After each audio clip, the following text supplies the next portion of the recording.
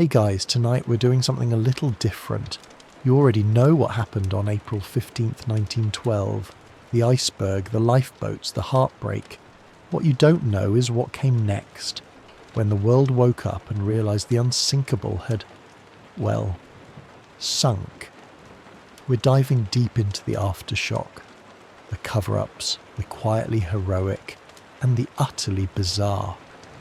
And I should be honest with you right up front, you probably won't survive this. Not emotionally anyway. It's messy. It's uncomfortable. It's not the neat ending they gave you in the movies. So, before you get comfortable, take a moment to like the video and subscribe, but only if you genuinely enjoy what I do here. No pressure. Also, I'd love to know where you're listening from and what time it is. Drop your city and local time in the comments. Let's see how far and wide this sleepy little time machine travels. Now, dim the lights. Maybe turn on a fan for that soft background hum. And let's ease into tonight's journey together.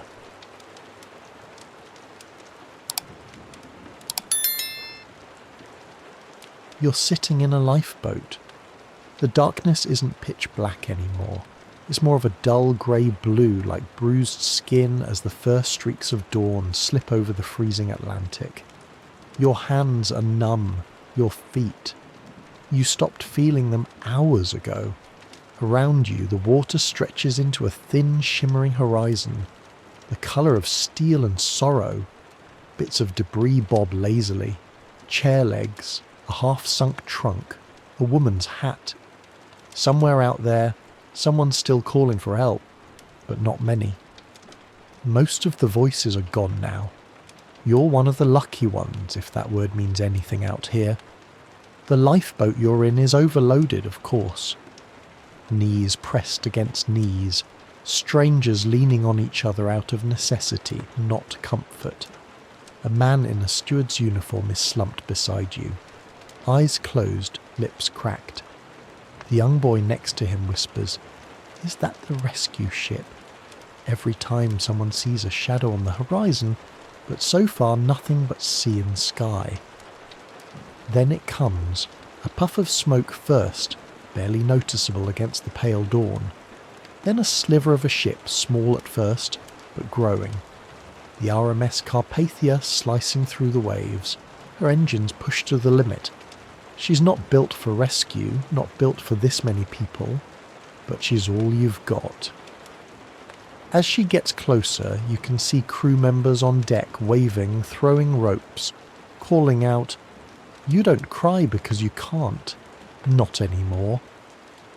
The Carpathia had been 58 miles away when Titanic sent her first desperate wireless messages. You'll later learn that her radio operator, Harold Cotton, just happened to be listening. Pure chance. He caught Titanic's SOS, and in one of the most heroic decisions in maritime history, Captain Arthur Rostron ordered the ship turned around full speed ahead. He diverted all power to the engines, shut off heat and hot water for passengers, and steamed through dangerous ice fields in the dark. You were still drifting in that lifeboat while Carpathia risked everything to reach you by morning. When she finally pulls alongside your boat, the real nightmare begins. Climbing up a rope ladder with frozen hands, the panic of people being hauled up in makeshift canvas slings, children separated from parents, some too weak to move, carried aboard like broken dolls. One woman in your lifeboat refuses to go up. Keeps mumbling, "My husband's coming. I'm waiting for him." No one knows what to say. The decks of the Carpathia quickly turn into something between a triage tent and a morgue. Blankets, cocoa, hot soup. Anything warm is pressed into your hands. Crew members strip beds, give up their cabins, work without sleep. Some survivors huddle together in the first-class dining room, still in their nightgowns and slippers. Others collapse in corners, eyes hollow, whispering names of loved ones the sea has already taken. It's eerily quiet. No one's talking about what happened. Not yet. You don't even want to. Your brain keeps trying to convince you it wasn't real. Maybe this was all a mistake. Maybe the Titanic just floated off and someone will find it any minute now. Spoiler, they won't. One woman walks the deck for hours, searching the faces of survivors for her sister. Another insists her baby was taken aboard a different lifeboat. They'll bring us soon, she says over and over. They don't, not ever. Amid the chaos, something odd happens. A few passengers from the Carpathia, the ones who'd been peacefully heading to Europe before Titanic wrecked their itinerary, start complaining. They've taken over our rooms, one man grumbles. I paid good money for this cabin. You overhear it while trying to warm your hands near a boil event, and honestly, you don't even have the energy to be angry. What doesn't make it into most history books is just how weird this moment feels. You're alive, but the person who boarded Titanic, that confident version of you, they didn't make it. You're a different creature now, ghostly and still. And while Captain Rostron's heroism is legendary, he'll get medals, tributes, even an audience with a king. The Carpathia itself is just a temporary refuge, a liminal space, neither past nor future, just a floating purgatory stuffed with too many survivors and not nearly enough answers. And here's something quirky. As Carpathia continues picking up lifeboats, a rescue dog on board, a little terrier named Peggy, is credited by her handler with keeping spirits up. Some survivors even claim she barked whenever a lifeboat was near, like she could smell the hope. Of course, others say the dog was terrified and peed on a deck chair, so jury's still out. Speaking of juries, this won't end with the rescue. Not even close. The moment Carpathia turns its bow toward New York, the real storm begins. Accusations, inquiries, and newspaper headlines written in blood. You're not just a survivor now, you're a witness. And the world is going to want a story. But for now, the only story that matters is this. You made it onto the Carpathia. The Atlantic didn't take you. Not yet. The Carpathia is packed now. Heavy not just with people, but with something thicker. Grief, disbelief, and the shared unspoken question hanging in the air like cold fog. Why are we alive when so many aren't? You're leaning on the railing, your borrowed blanket pulled tight around your shoulders, watching the last few lifeboats be hauled in. It's almost mechanical at this point. Crew members pulling, survivors shuffling, ropes creaking. But then one of the lifeboats arrives, not with people, but with silence. Bodies, cold, stiff, barely human shapes. There's a quiet shift on deck. No gasps, no screams, just an awful kind of stillness as people look away. You do too. The ship isn't meant for this many souls, 200 maybe. But now there are over 700 people on board who weren't supposed to be here. They huddle in dining rooms, stairwells, lounges, anywhere they can find space to sit or collapse. The Carpathia's crew has given up their bunks. The second-class passengers are handing out coats and boots. The first-class ones, well, some are still irritated about the disruption, but you can't be mad about it. Their world just got shaken too. Even if their diamond cufflinks are still shining, you move below deck. Everything feels warmer now, but not exactly safe. Survivors sit in little knots, whispering or not speaking at all. Some rock slowly, hug in their knees. Others just stare, unblinking. There's a young woman near you, barely 20, who keeps clutching her handbag like it holds her whole life. She hasn't said a word since she boarded. Another man, middle-aged, keeps muttering the same phrase. I told them we should have turned back. You don't ask. You don't want to know. Somewhere a wireless operator is still clicking out messages. He hasn't slept. His fingers are bandaged now, raw from relaying hours of urgent distress calls. Every few minutes he pauses, waiting for a reply. They're sparse. The world is just starting to wake up to the news, and no one can believe it's real. Titanic. Gone. You didn't see her go down. Not really. You were already rowing when she broke in two, but others did. You overhear stories now, whispered between bites of broth or over borrowed mugs of coffee.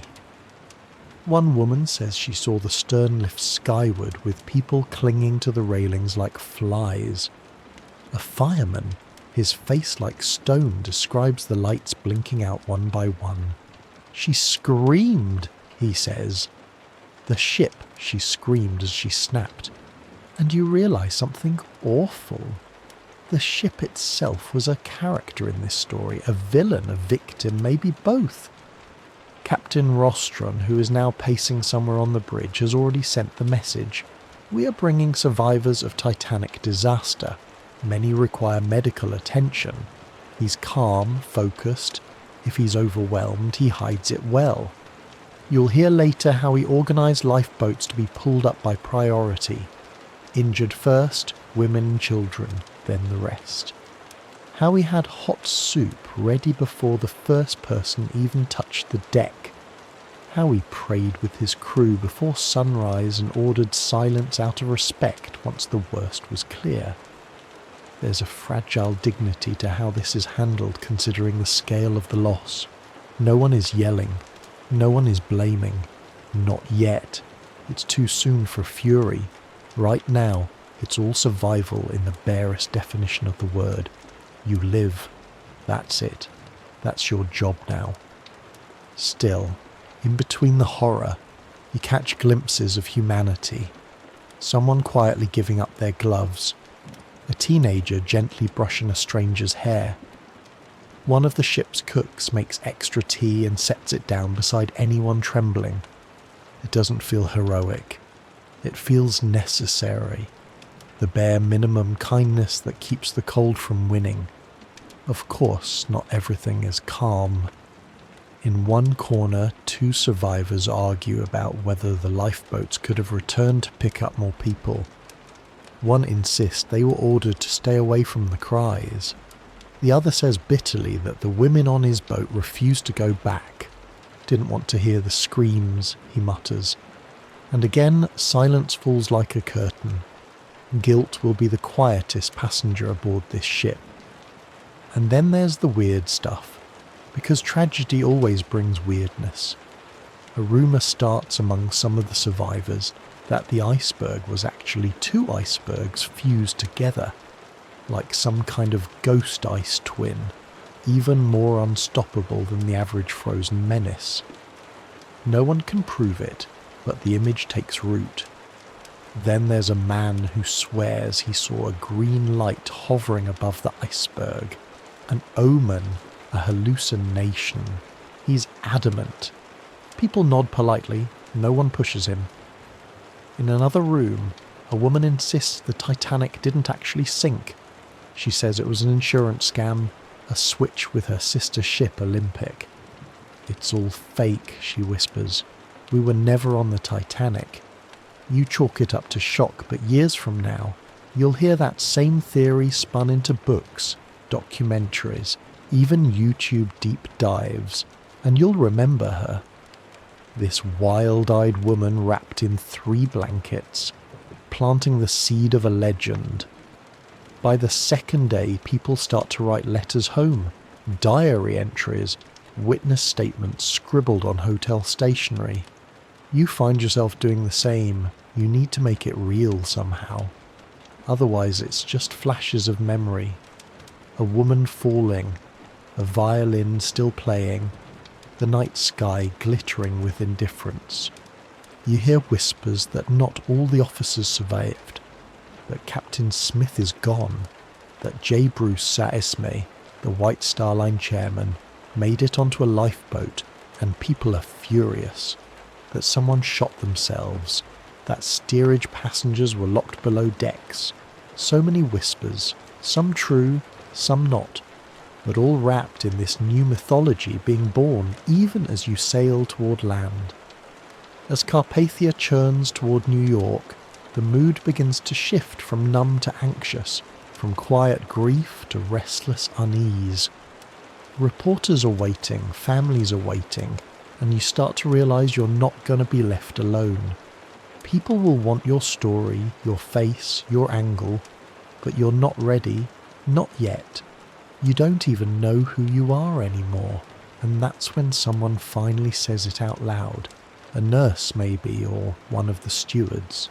You survive the Titanic, and for a strange, surreal moment you wonder who they're talking about. New York City doesn't sleep much to begin with, but on the night the Carpathia arrives, it's practically holding its breath.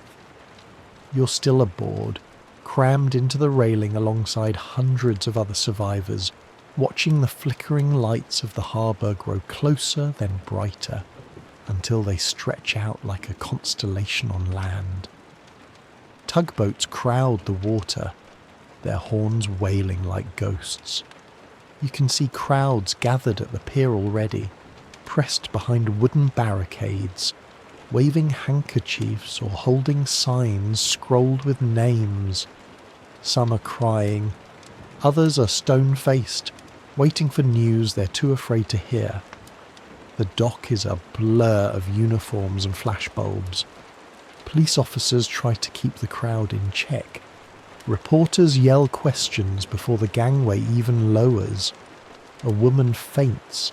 Someone else tries to push past a guard, screaming for her sister. You're not sure where to look. Above you, the American flag flutters on the Carpathia's mast, solemn and proud, as if even it understands the moment. The first to disembark are the injured. You watch as they're carried down on stretchers, some with frostbitten limbs, others still unconscious. Behind them the widowed mothers clutching children. Then more and more survivors shuffle down, one step at a time, blinking against the flash of cameras and the harsh sound of shouted names. You feel like a specimen, not a person. Like you've stepped into a theatre set and the rest of the world has no idea what the play was about. You step onto the dock. It's solid beneath your feet, but your legs don't trust it. Reporters swarm like locusts. They push notepads toward your face, asking, what did the iceberg look like? Did the captain shoot himself? Were third-class passengers really locked below? You say nothing. Or maybe you mumble something about the cold, about a woman you never saw again. But it's all drowned out by the hunger in their pens. Police escort you to a temporary shelter, maybe a hotel lobby, maybe a church basement. You're not sure. Everything's soft carpet and scratchy wool blankets. Now they offer you sandwiches, tea, warm towels. A nurse hands you a form to fill out. Name, age, next of kin. You pause at that last part. The pen trembles in your hand. Next of kin. It's the first time the phrase feels like a threat. Outside, New Yorkers are restless. For days, conflicting reports dominated the newspapers. First, Titanic was fine, then it was damaged, then all rescued. Then, suddenly, most were dead. People are confused, angry and desperate for clarity. White Star Line officers had gone silent during the worst hours, refusing to confirm or deny anything. That vacuum of information was quickly filled with rumours. You hear about a man who burst into a Broadway theatre screaming, "Titanic's gone down!" only to be thrown out as a drunk. He wasn't drunk, he just heard it on the wireless. Now the truth is here. Walking down gangways in borrowed coats and salt-stained dresses, and the city doesn't know what to do with you. Some families are waiting at the dock. Hugs, tears, screams, people collapsing in each other's arms. But many survivors are alone. The people they loved, spouses, parents, children, never made it off the ship. The Carpathia didn't carry them, the ocean did. And those people, your people, aren't coming home. The newspapers go into full overdrive. The New York Times runs a special edition. Headlines scream, "Titanic sinks with the 3,000 dead." You see your name misprinted in one article, listed among the lost. It's bizarre. A piece of you is officially dead according to some typesetter with a deadline. A reporter corners you later and asks how you feel. You say cold. He writes down heroic. Somewhere else in the city, J. Bruce Easme is in hiding. Chairman of the White Star Line, once a symbol of power and confidence. He's now being branded a coward. You hear people call him Jabrutisme. He made it onto a lifeboat, yes, but his reputation didn't. And when word gets out that he's refused to speak to the press, the tabloids go wild. "He lives while children drown," one headline screams. It's a catchy narrative, too catchy to resist whether or not it's entirely fair. Meanwhile, the city scrambles to respond. Makeshift aid stations pop up overnight. Hotel rooms are donated. Charities organise immediate funds. The Red Cross starts collecting blankets and money. And just like that, you're no longer just a person. You're a cause. People want to help you, photograph you, quote you. A few want to profit from you. You hear whispers of playwrights drafting Titanic scripts before the ink on the death toll is even dry. But it's not all noise and opportunism. There are letters waiting for survivors, hundreds of them. Strangers writing to offer condolences, homes, money. One woman opens a letter from a baker in Ohio who offers to pay her rent for a year. Another is handed a note that simply reads, "You're not alone. I lost my son too." You watch her read it 3 times and fold it into her sleeve.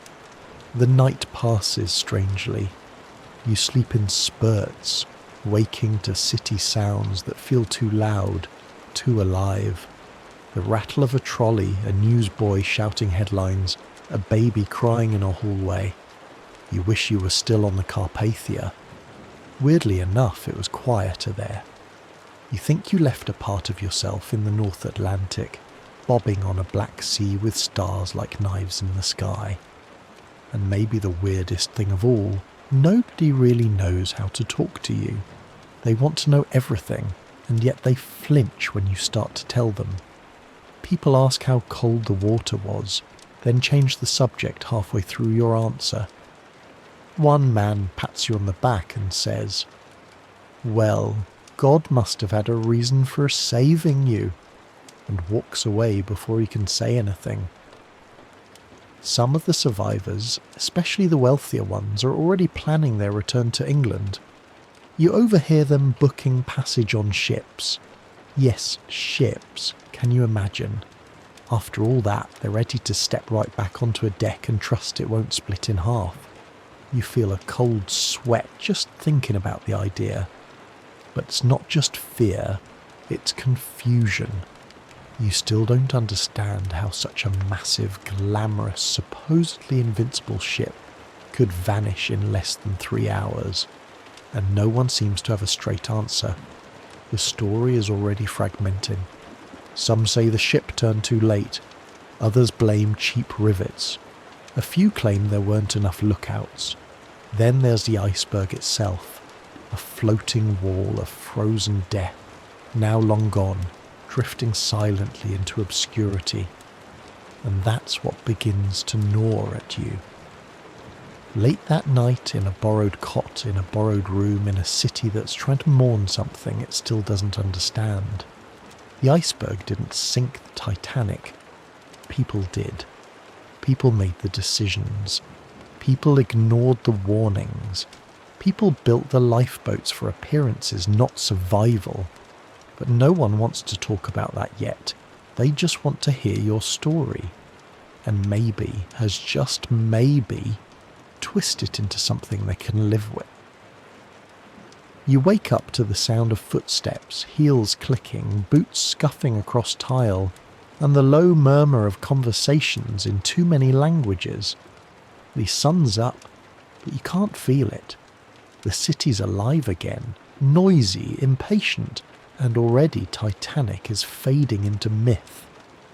You're standing by the window now, wrapped in a coat someone loaned you, watching as more survivors are ushered into taxis and press vans, bundled off to who knows where. Some are going to family, others to hotels, hospitals, charity shelters. You're still not sure where you belong. The Carpathia has done her duty. Her decks are empty now, wiped down and washed clean like the whole thing was a strange, salty fever dream. Captain Rostron refuses interviews. He said what he came to say and now just wants his ship back. You don't blame him. He'll get medals, sure, but also a lifetime of nightmares. You saw it in his face. Calm, brave, but haunted. You recognize it in yourself now. In the mirror, your own eyes look like someone else's. Older, maybe, or just more aware. Reporters are still swarming the survivors who remain. They're publishing personal stories now, hunting for quotes, for drama, for sobs and tear-streaked faces. And some survivors are talking too much, maybe. One man claims he helped row a lifeboat the whole night with a broken arm. Another insists he saw the band playing Nearer, My God, to Thee until the very last moment. People love that one. The band playing as the ship sinks. What a perfect detail. Maybe too perfect. You start to realise something unsettling. This story is no longer yours. It's being rewritten by strangers. Already the Titanic is becoming more than what it was. Less a tragedy, more a symbol. People need it to mean something, to teach something.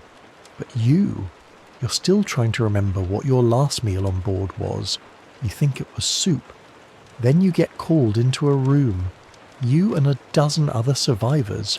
A clean, well-dressed man hands out forms. These are from the White Star Line. They want information. Where you boarded, what class you were, what belongings you lost, if you're injured, if you're planning to sue. The form doesn't ask if you're emotionally wrecked, or if you wake up hearing screams. Just please itemize your personal effects. You stare at the blank space where it says value in dollars. You hesitate. How do you put a price on the photo you left on your nightstand? Lawyers are already circling. You overhear the word liability more times than you care to count. The legal machine is waking up sluggish and greedy. Soon there will be lawsuits, claims, settlements. No one really knows how much a life is worth. The courts will try to decide anyway. Outside, the city has started selling Titanic postcards. Street vendors carry them by the dozen. Drawings of the ship of the iceberg of sinking lifeboats rendered in watercolour. One even has the words souvenir of the great tragedy printed in gold ink. You can't decide if it's offensive or just inevitable. You wander into a diner later that day. The waitress recognises you, not personally, just as a survivor. She sets down a bowl of stew and says, "On the house." You thank her. She pauses before walking away. "You saw it sink, didn't you?" she asks. You nod. "God," she whispers. "God must have been watching out for you." You try to smile. You're too tired to explain that you weren't saved by God. You were saved by a lifeboat. At another table, two men are loudly debating whether the Titanic really broke in half. One says, "Yes, he read it in the paper." The other scoffs. "That's nonsense," he says. "Ships don't break in two like a matchstick." You quietly wipe your mouth, pay the tip someone else left for you, and walk out before they ask for your opinion.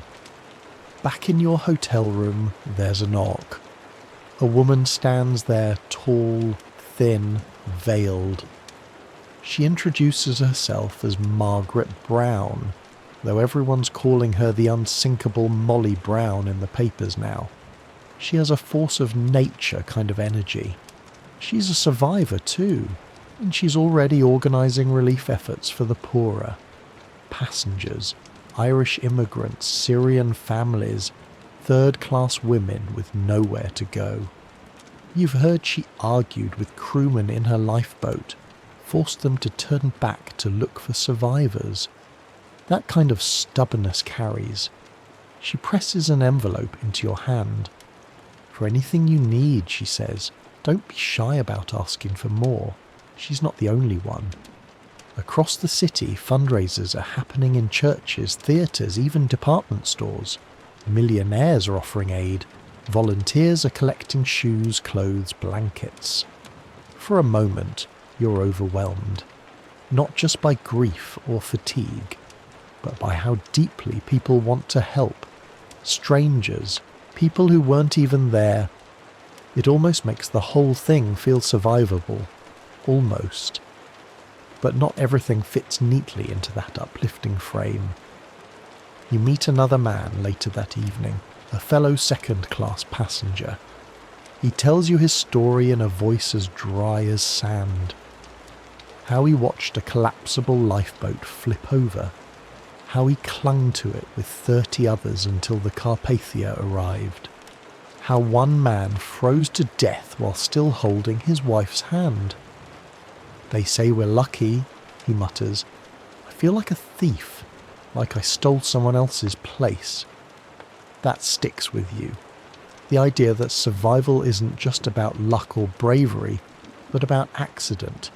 That maybe you're alive because of a whim of fate or someone else's sacrifice. And that's the part no one wants to hear about. The uglier truths. The lifeboats that left half empty. The officers with pistols, the passengers who pushed, the ones who were pushed. You overhear a reporter talking about a woman who gave birth the morning after she arrived in New York. Her husband had drowned. She named the baby Hope.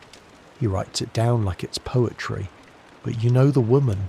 You saw her crying into a wool coat on the Carpathia's deck, whispering a name over and over that wasn't Hope. This isn't a neat story. And it never will be. But already people are trying to make it one. They're turning it into a cautionary tale or a romance or a lesson about class.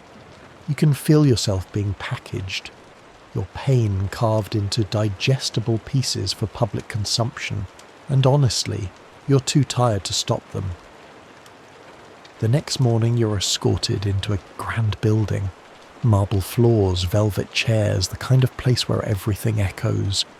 A courtroom, though it doesn't feel like justice yet, more like a very elegant interrogation chamber. This is the opening of the US Senate inquiry into the sinking of the Titanic. And you apparently are now a witness, a piece of evidence with a pulse. They usher you in with other survivors, some of whom you recognise from the Carpathia, others you've only read about in the papers. Everyone looks slightly too clean, as if freshly scrubbed and redressed by people who don't know what trauma smells like. The senators are already seated, big names, important faces. Senator William Alden. Smith, the man in charge, is presiding with a kind of stiffness that makes his chair look like a throne. He's not a sailor, not a mariner, but he has a point to prove that American passengers died and someone is going to be held accountable, preferably with a gavel. It's strange watching a tragedy be translated into protocol. There's a stenographer in the corner clacking away on her machine, capturing every question, every faltering answer. It all becomes transcript, official, lifeless. Your suffering is being itemised again. First up are the crew members. You watch a surviving officer take the stand. His uniform is pressed, but the man inside it is unravelling. He's asked how many lifeboats there were, how they were launched, whether passengers were separated by class, whether orders were given to prioritise women and children. His voice trembles, but not from nerves, from remembering, from knowing that every answer is a minefield. Then they call J. Bruce Ismay. The room shifts. Everyone leans forward just a little. The villain of the week has entered the chat. Ismay, the managing director of the White Star Line. The man who stepped into a lifeboat while so many others didn't. He's pale, thinner than he was in the newspaper sketches, his moustaches trembling ever so slightly. But he doesn't cry, not once. He sits down and answers the questions like a man dissecting his own ghost. They ask, did he encourage Captain Smith to increase speed? Did he know how many lifeboats were on board? Did he think he deserved a seat in that lifeboat? Ismay replies carefully, cautiously, always circling back to his official role. He says he didn't take anyone else's place, that no women or children were near when he boarded, that he helped others into boats first. Some believe him, some don't. One senator leans in and asks, would you not say, Mr. Ismay, that in a case such as this, the captain should be the last to leave, and the managing director should not leave at all? It lands like a slap. The room goes quiet. You feel it in your gut, the weight of blame hanging in the air like heavy fog. But it's not just about Ismay. They're asking everyone everything. Survivors are quizzed on how the iceberg was spotted, how long it took the ship to sink, how people behaved on deck. You hear conflicting stories. Some say there was calm, order, even chivalry. Others describe panic, chaos, guns fired into the air. One woman insists the ship split clean in two before going under. The senator frowns. That doesn't match the official version, but it will eventually. Meanwhile, out in the corridors, the press are having a feeding frenzy. Headlines are being written in real time. Ismay weeps on the stand. Senators grill Titanic crew. Survivors tell harrowing tales. Some of it's true, some of it isn't. One paper claims the iceberg was the size of Rhode Island. Another says it glowed green like an alien ship. The Titanic isn't just news now, it's theatre, and you're part of the cast whether you signed up for it or not. During a break, you find yourself in a hallway with a man who introduces himself as a store from below decks. His hands are still blistered. He tells you they saw the iceberg coming too late and tried to close the watertight doors, but the water came in like a fist. He says the ship was built to survive 4 compartments flooding, but 5 were breached. He says if the steel had held better, maybe you wouldn't be here talking at all. Later, a senator floats a theory that the Titanic sank because the rivets were substandard. Someone else blames poor binocular access for the lookouts. Another suggests the wireless operators were too busy with passengers' telegrams to relay the iceberg warnings. Every theory is someone's attempt to explain the unthinkable, to fix it with logic, to patch a hole in reality the size of a ship. You're called up finally. The chair is hard. The senators are polite but firm. They ask what you saw, where you were, how you got into a lifeboat. You try to keep it factual. But when you start to describe the moment you realise the ship wasn't just sinking, it was dying. Your voice breaks just for a second, long enough for the senator to nod and move on. No follow-up. They've got a schedule to keep. After your testimony, you're escorted out the back to avoid the press, but one journalist still corners you by the elevator. Did it feel like a betrayal? He asks. You blink. What? To be told the ship was unsinkable and then to be left with nothing. You don't answer. He writes that you nodded solemnly. You didn't. Later, in a small cafe down the block, you meet another survivor who's furious. He says the Senate hearings are just for show. They'll write their report, he grumbles, and nothing will change. You'll see. You don't want to believe him, but you remember the lifeboats. How few there were, how many were launched half full, and you wonder. The inquiry lasts weeks. Survivors come and go. The senators grow weary. You do too. Eventually they issue a report. It says the ship was going too fast, that the iceberg warnings weren't acted on, that the lack of lifeboats was indefensible, but also that no criminal wrongdoing occurred. Just mistakes, oversights, a perfect storm of human error and overconfidence. You sit with that for a long time. It turns out that when something truly horrific happens, people want answers, but not too many. Not the kind that point fingers too hard or climb too high up the chain of command. The ship sank. The world mourned. Let's move on, but you won't. Not for a long time, maybe not ever. You arrive in London to a very different atmosphere. Cooler, quieter, and far more restrained. As if grief here is something to be folded and put in a drawer. You're one of many survivors returning across the Atlantic. From the moment you step onto the dock at Southampton, you notice the change. No mobs of reporters, no wailing families at the gates, just long, silent looks from people who don't quite know what to say to someone who's come back from a ship that wasn't supposed to fail. Your feet hit British soil again, and for a moment it feels like you've returned to some previous version of reality. Cobblestones, grey skies, a familiar chill. But even the air smells different. Less of salt and more of expectation. Word has spread already. Titanic is gone. The news has moved from shock to process. The questions have begun. A few days later, you're summoned to appear at the British Board of Trade Inquiry, held in a grand hall that looks like it was designed for coronations, not court. There's brass everywhere, and a panel of commissioners who wear their dignity like armour. At the head of it all is Lord Mersey, who manages to look both grandfatherly and judicial at the same time. His job, get to the bottom of what happened without ruffling too many aristocratic feathers. You sit in the gallery watching the first witnesses speak. Shipbuilders, officers, engineers. The line of questioning is polite, technical.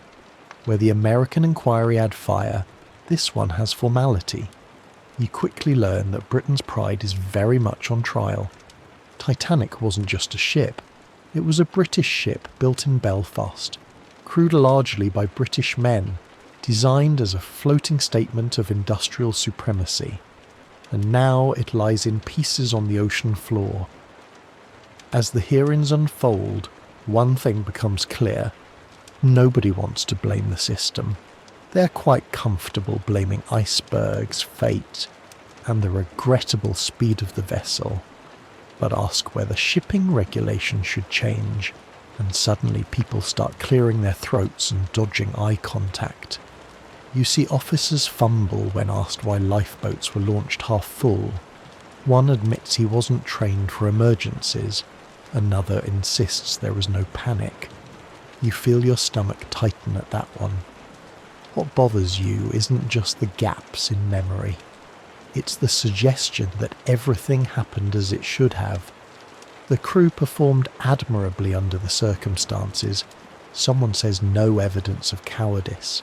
Another insists. You look down at your hands. You remember the man who climbed over others to reach the lifeboat. The officer who waved his pistol and told people to back off, or else you remember the screams from the water. Are those memories just yours now? There's also the class divide as thick and obvious as the mahogany panelling on the walls.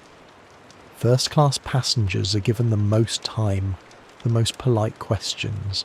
Their accounts are treated like gospel. Third-class passengers, they're called steerage, and some are questioned like stowaways. You watch a young Irish woman give a testimony, her voice shaking as she describes trying to find the stairs to the boat deck only to find them locked. The commissioner frowns. "Are you sure they were locked?" he asks. She nods. "Yes, sir. We were kept below." He scribbles something, but doesn't ask her anything else. You're not surprised when the White Star's legal team steps in later to clarify that no such barriers were officially in place. Officially. You sit there furious, wanting to say something, but you're not called again. They have enough voices, apparently, enough curated quotes to patch together a tidy report. Still, not all of it is polished spin. The inquiry does produce facts, some of them brutal. Yes, the lifeboats were criminally inadequate. Yes, iceberg warnings were ignored. Yes, the ship was going faster than it should have been. But these are framed as errors in judgment, not flaws in the system. Lord Murray himself seems reluctant to place blame. His tone is sympathetic, patriotic. You wonder if that's the point, to preserve the Empire's dignity, not to learn anything truly painful. There's also an unspoken tension hovering in the background. Britain's shipping industry is a pillar of its economy. To admit that Titanic's construction or operation was flawed would shake public trust in the whole system. So instead, the inquiry gently leans toward lessons learned, rather than mistakes made. You feel it in every careful phrase, a tragedy, but not a scandal. The difference matters. At one point, a quirky little sidebar emerges, a debate over whether Titanic had tried to race across the Atlantic to break speed records. Some survivors say yes, others say absolutely not. One newspaper even prints a claim that there was a prize involved for the fastest crossing. It turns out to be nonsense, but that doesn't stop people from repeating it. It's a comforting lie that maybe Titanic died because it was too ambitious, too bold. Better that than admitting it sank because safety was sacrificed for luxury. And then there's the iceberg. At the inquiry, someone suggests that the ship should have had better ice patrols. Another person wonders why the binoculars were locked up and inaccessible to the lookouts. This becomes a point of minor obsession. The missing key, the unopened locker, it feels like the perfect metaphor. Something small, overlooked, and utterly consequential. A single key lost in the shuffle, and now more than 1,500 people are dead. That kind of narrative writes itself. One day during the hearings, you find yourself sitting beside a surviving steward. He tells you about the moment the iceberg hit.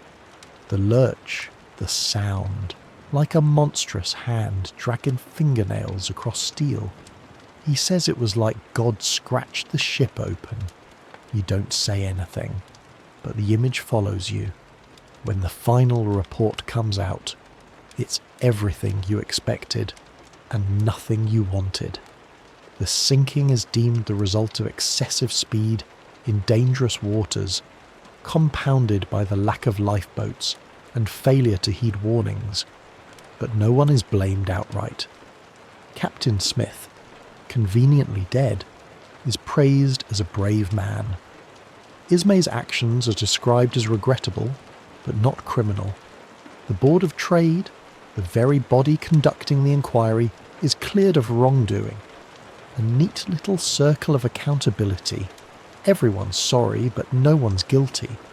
Still, changes do come slowly.